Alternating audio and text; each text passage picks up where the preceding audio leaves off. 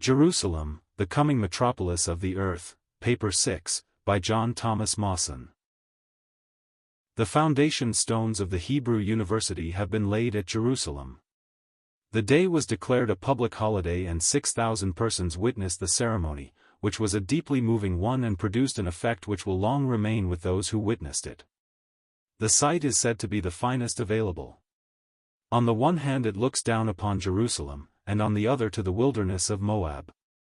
It is remarkable how the hopes and ambitions of Jewry center for the time being in the university, which is practically the first constructive effort of Zionism. Dr. Wayman delivered an address in the course of which he said, we quote from Palestine. We have today laid the foundation stones of the Jewish University, which is to be erected on this hill, overlooking Jerusalem. Many of us will have had our thoughts cast back to the great historic scenes associated with Jerusalem, scenes that have become part of the heritage of mankind. A week ago we were keeping the fast of Ab, reminding us that the temple had been utterly destroyed and the Jewish national political existence extinguished apparently forever. But throughout the long centuries we, the stiff-necked people, have refused to acknowledge defeat, and Judea Capta is once more upon the eve of triumph. Here, out of the misery and desolation of war is being created the first germ of a new life. It seems at first sight paradoxical that in a land with so sparse a population, in a land where everything still remains to be done, in a land crying out for such simple things as plows, roads, and harbors, we should begin by creating a center of spiritual and intellectual development. But it is not paradox for those who know the soul of the Jew. It is true that great social and political problems still face us and will demand their solution from us. We Jews know that when the mind is given fullest play, when we have a center for the development of Jewish consciousness, then coincidentally shall we attain the fulfillment of our material needs. I do not suppose that there is anyone here who can conceive of a university in Jerusalem being other than a Jewish one. The claim that the university should be a Jewish one rests upon the values the Jews have transmitted to the world, from this land.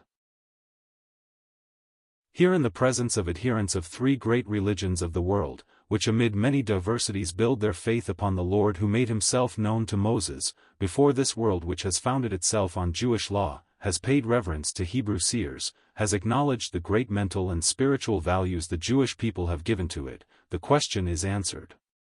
The university is to stimulate the Jewish people to reach further truth.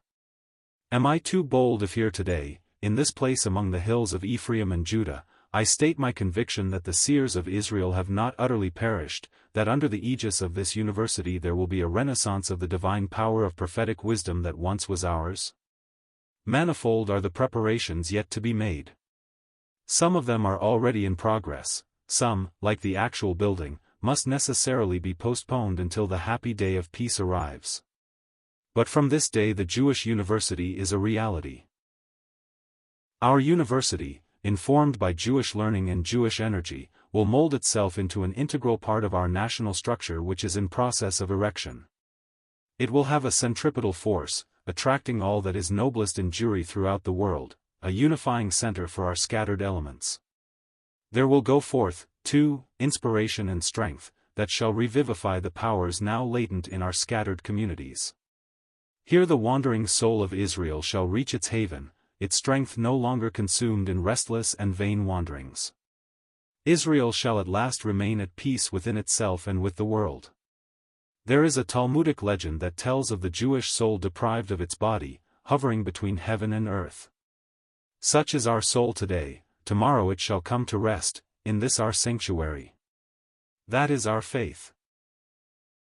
This confidence in learning and the learned, these hopes, resting in the university and its professors instead of in the Lord and in his house which has yet to be built, and when built will be the center of light and wisdom for the world, proves that Israel still has the heart of stone, the old heart of unbelief. They need the new heart and the new spirit. This no government, however kindly disposed towards them, can give them. It is the Lord alone who can take away the stony heart out of their flesh and give them a heart of flesh, Ezekiel 36 verse 26. And when he does this they will walk in his statutes and keep his judgments, and will dwell in the land and be his people, and he will be their God.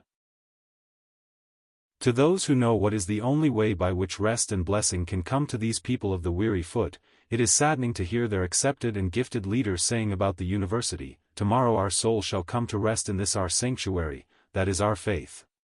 We know well that it is in God's sanctuary alone that they will find rest.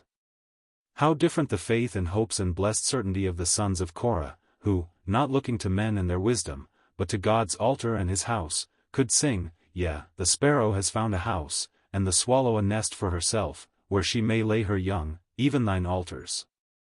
O Lord of hosts, my King, and my God, blessed are they that dwell in thy house, they will be still praising thee."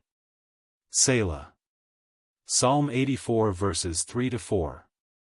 It is this faith in God that will not be disappointed.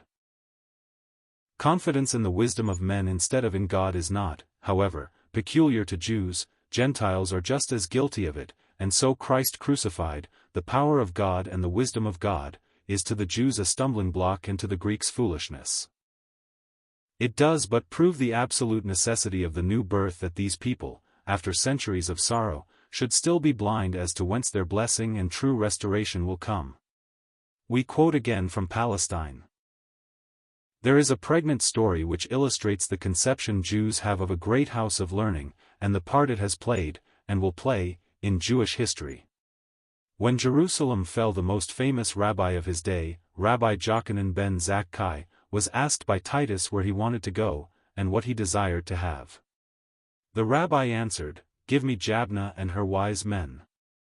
Jabna was then the seat of the Jewish Academy, and the illustrious rabbi, in this memorable phrase, expressed his conviction that when the Jewish state and polity came down in ruins, Israel and Judaism would be saved by Jewish science and Jewish sages. The history of 1900 years is one long testimony to the profound truth and wisdom of the rabbi's insight. Judaism and the Jewish people have been saved in exile by Jewish learning and Jewish sages. The Hebrew University in Jerusalem is the first edifice which the Jewish people erects on its return from exile to its home. As in the past a house of learning saved, so a Hebrew university is a guarantee of a renewed and freer life, a life along the great line of Jewish tradition. No, it is not by learning that the Jews have been preserved from perishing as a nation, for the Greeks of old had learning as great as theirs and they perished.